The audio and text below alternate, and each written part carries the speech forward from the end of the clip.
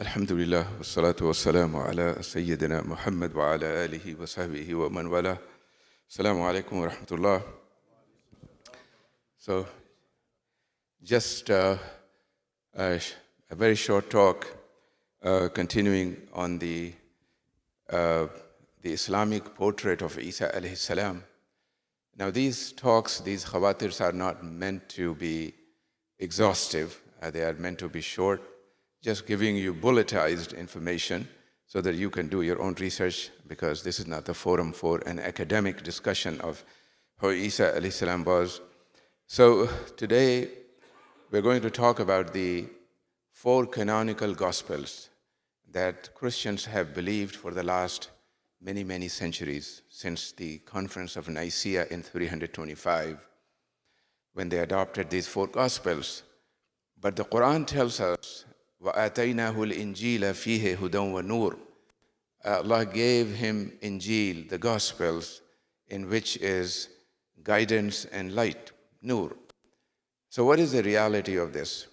And how authentic are these Gospels the same as Injil? Now, historically, we see that we find some corroboration, some attestation, some confirmation, some affirmation of what the Gospels contain to be some of it very similar to what the Quran has. So for example, when Ja'far ibn Abi Talib radiallahu anh spoke to Najashi when they made hijrah to Abyssinia, Najashi asked him, did your prophet receive any revelation? Did he receive any revelation? And Surah Maryam, parts of it, were revealed. And so Ja'far ibn Abi Talib radiallahu anh, he recited some of those, and Najashi began to cry, and he said that what you have recited and what Jesus brought, there is not an iota worth of difference. They have come from the same source. Also, Waraqa bin Nawfal, the cousin of Khadija radiallahu anha, the moment he heard what happened to the Prophet sallallahu alaihi wasallam in the cave of Hira, he said, the one who came to you is Namus, who came to Musa, meaning Jibril alayhi salam. So these 4 Gospels, Mark, Matthew, Luke, and John, they developed over time. The last of the Gospel of John, was not written until the end of the 1st century. So imagine 100 years have passed, 70 years have passed since Isa alayhi salam disappeared from the scene, that the last Gospel, John, has been compiled. And John has very, very high Christology, claims of divinity of Jesus, and such. Most Christian scholars today say that none of the gospel writers were eyewitness to Jesus, meaning they were not there. Paul, who is the first gospel writer, he is not even a disciple of Jesus. He never met Jesus. He is a Pharisee Jew who actually used to persecute the Christians.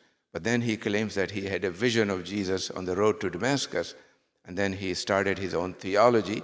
And there is a big tension going on between Paul and the Nazarene disciples of Jesus, those who came from Nazareth.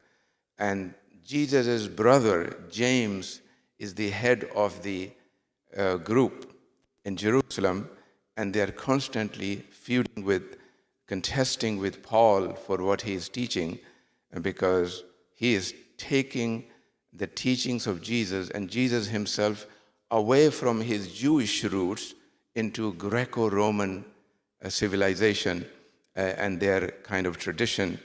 So this is how these Gospels came about. I think that the Arab Christians today still call it Injil, the Gospels, because of the Arabic word Injil, from Evangelion and the Greek word.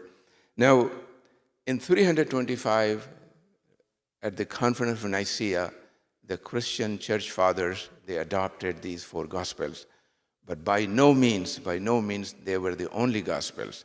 There were a dozen other Gospels. For example, the Gospel of Thomas, Gospel of Peter, secret Gospel of Mark, Gospel of Marcion, the Gospel of Basilides, the Gospel of Matthias, the Gospel of Mary Magdalene. She is the closest female disciple of Isa alayhi salam. Gospel of Judas, even there is a Gospel of Judas who actually betrayed Jesus. And then the Gospel of Philip, Gospel of the 12 apostles, Gospel of the Ebionites, Gospel of the Nazarenes, those who came from Nazareth, and the Gospel of Mani. So these are other Gospels that did not make the cut. They were not included in the four. And nevertheless, over time, these people, their teachings were banned in the churches, and they were hunted down, and eventually people forgot. So this is the history of the development and evolution of what the Christians believe. They did not adopt these four Gospels, Mark, Matthew, Luke, and John, until 325 CE. Inshallah, in the next episode, I will talk about the crucifixion. Was Jesus crucified?